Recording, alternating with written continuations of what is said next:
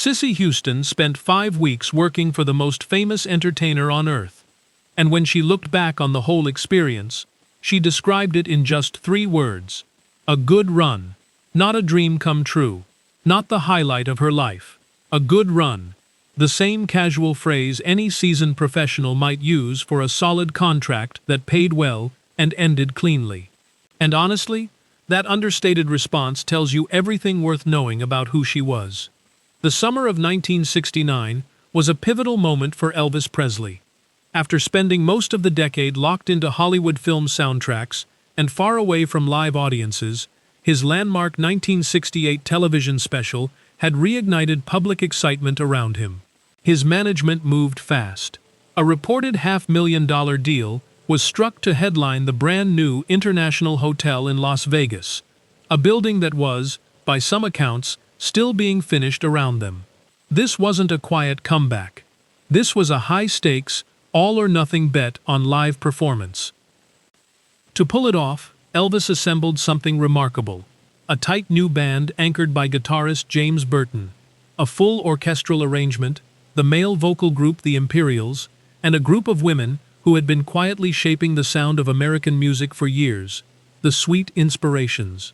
Before they ever set foot in that Las Vegas showroom, these women had sung behind Aretha Franklin, appeared on Dusty Springfield's acclaimed album Dusty in Memphis, and lent their voices to sessions with Jimi Hendrix. They weren't star-struck newcomers. They were working professionals at the top of their field. The preparation alone was staggering. Rehearsals covered well over 100 songs, far more than could ever fit into a single night's set. Part of that was practical, keeping the show flexible. But by the accounts of musicians who were in the room, it was also because Elvis simply wanted to sing. After years of creative restriction, being back among real players seemed to revive something in him. Houston and the other Sweet Inspirations were there for all of it.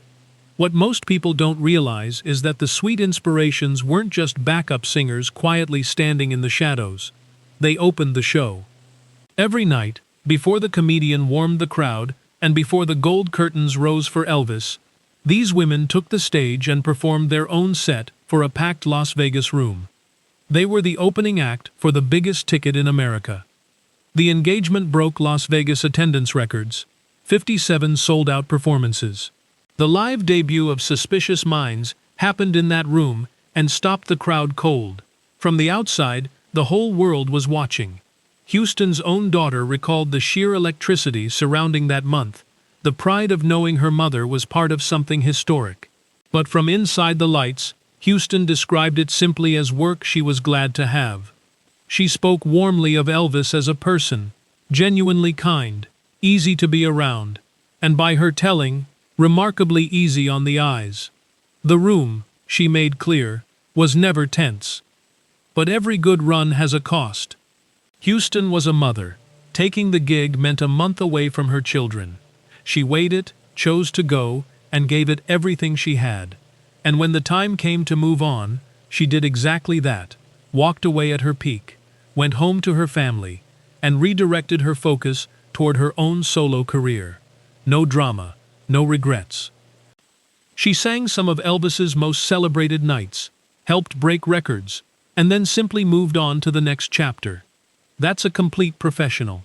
If this kind of story, the real working lives behind legendary moments, is something you want more of, hit like and subscribe. There's plenty more where this came from.